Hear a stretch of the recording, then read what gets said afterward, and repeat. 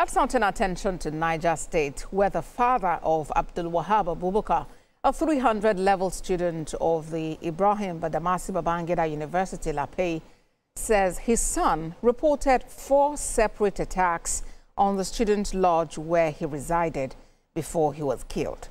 But the needful attention was not given the complaint he had lodged.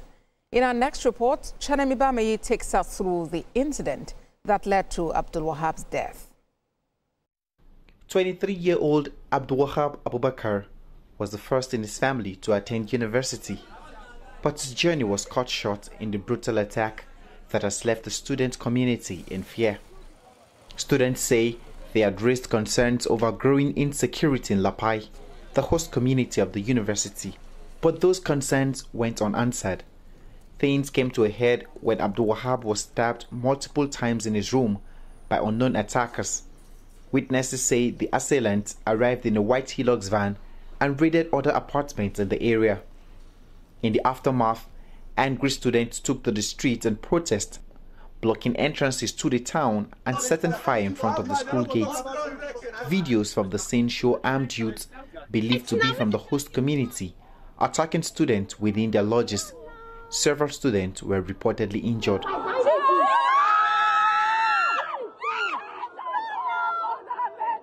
Now one guy then they follow for that side like that. Now so then they chase us. They just see that lodge. See how they throw stone enter that lodge. See how they throw stone enter that lodge. You see?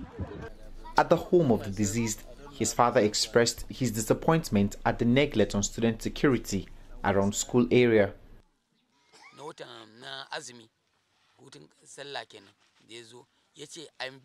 When he returned for the Salah break, he told me this was not the first time they were being attacked, that there have been several attacks. I asked him how many times. He said at least 4. That was before he was killed. Also, that some female students were blindfolded and raped in one of the incidents. I asked, so what did you people do? He said they reported to the school authority and also to the Emir of Lapai. We visited the palace of the Emir of Lapai to know the contribution of the host community in providing security for the students. Although the Emir declines to speak, a district head responded to the situation. To school, their accommodation need to be secured. So the community, in conjunction with the local government and the university management itself, were coming up together to ensure that those hostels outside the campus are being secured properly. Students, however, say the assurances fall short. Many now live in fear and are calling for immediate action to protect their lives. For safety reasons, we concealed the identities of some students who spoke to us. The state government ordered the immediate closure of the school, and students are now returning home. Because I love home though, and we don't want anything. They might try to attack us in the hostel, we don't know. So we just have to go home. For now, I don't feel safe for now. But then going home, I think, is the best idea, since they said, but me, what I feel is, if we go home, we did stop stealing. What if we come back? So we need the securities. The fear of even going out is even much, like very, very much. You're not safe to go out, you're not safe to buy anything, you're not even safe to move at night. So it's really not safe here. You just have to go home and maybe the government will shuffle everything or talk to them about everything that is happening. So we are not safe. That's why everybody's going home now. We vowed to sell anything to support the education of our children. But now you are called to come and pick up the dead body of your son. If we didn't send them to school, we will be blamed for not educating them and leaving them at home. Before that boy got admission, I had to sell a piece of land. The university management and state security agencies say the situation is now under control, and that measures are in place to prevent a reoccurrence. As soon as students return, they will see the changes themselves. In fact, we started it yesterday or 2 days ago, but now we are full-blown, and everything is under control. Yeah, so far there was no arrest, but we are still on the side of the complainants. But definitely my people are here on the ground and they're doing it. So as far as I'm concerned, Lapa is okay. And the assurance I gave them, from now henceforth, I'm going to fortify security in their hostels. I'm fortifying security in their hostel. And definitely this kind of thing will never repeat itself again. According to data on university enrollment levels in the Nigerian Labour Force Survey in 2023, national university enrollment stands at 2.8% in this region. Unsafe school areas will further deter parents from sending their children to school. The state government has provided buses to return the students home till the issues are totally resolved. The students are compelled to leave school today, just a few weeks to their examination. What is uncertain is when they will return. The question on ground is, will the government provide adequate security, guaranteeing their parents of their safety when they come back? Chenemi Bameyi, TVC News, Lapai. Chenemi Bameyi joins me now on the news for more on this development. Chenemi, the sorrow in Mr. Abubakar's voice, sharing with you about his son, Abdul Wahab. I mean, this is a development no parent prays to experience. Talk to us about this development. You know, it's really so sad. Just tell us more about it.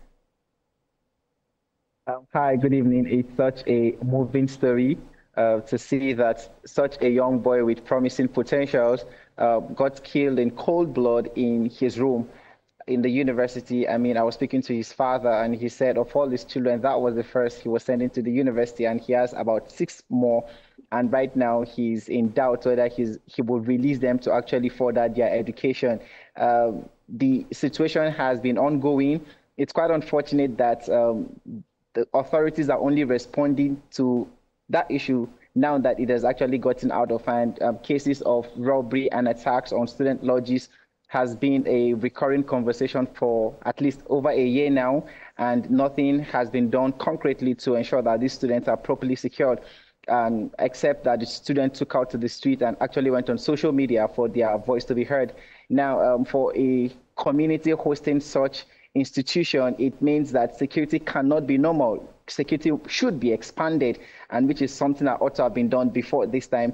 A lot of us from our various experiences in school, I schooled at the prestigious Ahmadu Bello University, and I lived off campus too, and I know the level of cooperation between the school management and the host community in ensuring that students are safe. Once there's an attack, you know that there are ward heads, like they call them here in the North, Meangwa, they can always report to, and these people work together with the school management to ensure that student neighborhoods are safe, and which is what has been lacking before now.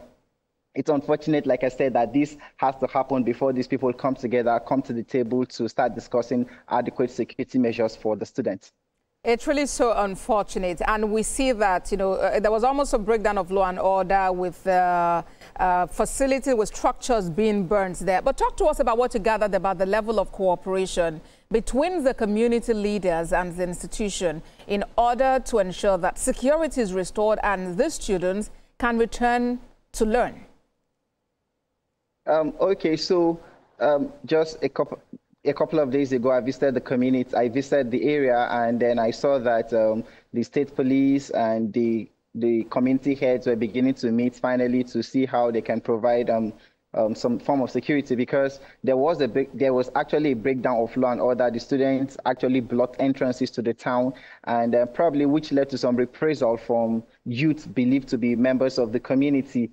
And all of that has been brought under control now, but the question remains, will there be adequate security on ground to ensure that it goes beyond just this time, that this security, there's such a structure that will ensure that there's adequate security in the communities in order for this not to happen. There are over 5,000 students in that place, and majority of them live off campus because of the limited hostel space that you have inside on campus actually. And the question is, will this structure contain them when they return? In fact, some of them told me that now they're going home, they're expecting that their rooms will be boggled again, their lodges will still be boggled, and their items will be carted away with. So I think it's proper that the expanded security conversation should be happening, and these people should be properly catered for, so that the confidence of parents can return as well.